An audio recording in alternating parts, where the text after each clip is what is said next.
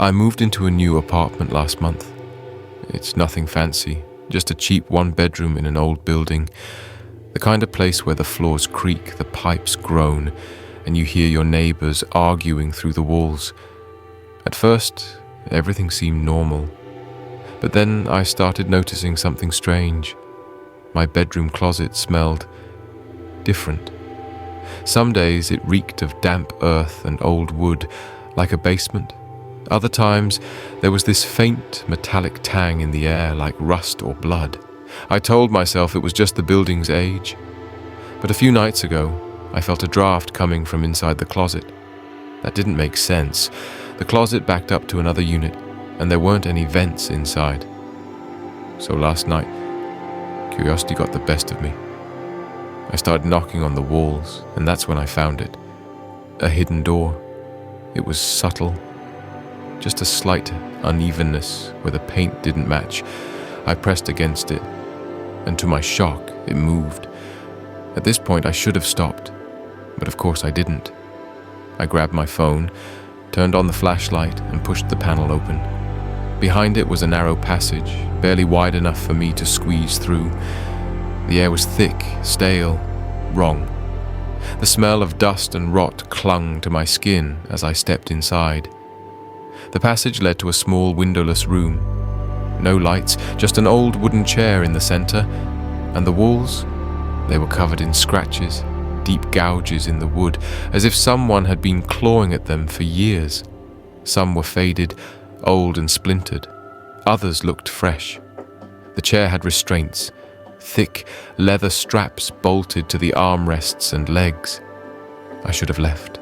I should have slammed the panel shut and never looked back. But then, the air shifted. The walls groaned, and suddenly the scratches moved. The deep gouges twisted, spiraling into a shape, a symbol that burned itself into my mind. A rush of wind howled through the tiny room, and the floor disappeared beneath me. I fell and fell and fell. When I hit the ground, the impact knocked the air from my lungs, but it wasn't my apartment floor I landed on. It was stone, cold, uneven stone. My phone was gone. The hidden room was gone. My apartment was gone. I was outside. The sky above me was dark, swirling with two moons, one red, one silver. The air was thick with the scent of rain and something metallic.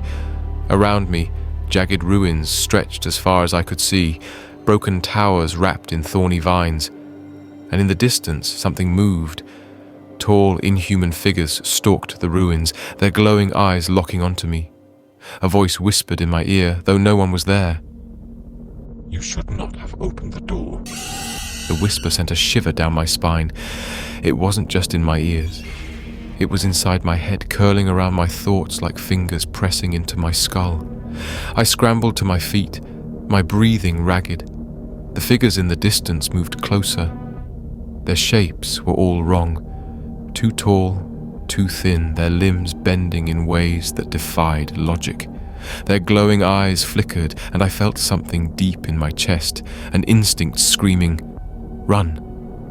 So I did. I sprinted across the uneven stone, my feet slipping on the slick surface. The ruin seemed endless, twisting and shifting as if the world itself was alive.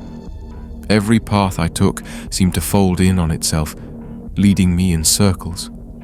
Behind me, the figures whispered, You should not have opened the door. You are not meant to be here. You belong to us now. Their voices overlapped, a chorus of something ancient and hungry. I risked a glance over my shoulder and instantly regretted it. They weren't walking anymore. They were crawling, their elongated limbs twisting unnaturally as they scuttled toward me like insects. The glowing eyes burned brighter, locking onto me like a predator tracking prey. I ran harder. Then just as my lungs started to burn, I saw it, an archway, crumbling but intact, standing in the middle of the ruins. Beyond it, the air shimmered like heat waves on asphalt, a portal, or something close enough. I had no other choice. I dove through. The moment I crossed the threshold, the world collapsed around me. A sensation like being pulled underwater, pressure, cold, darkness. My mind screamed, my body twisted, and then I landed.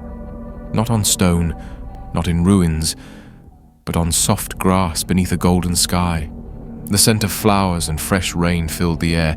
The ruins were gone. The creatures were gone.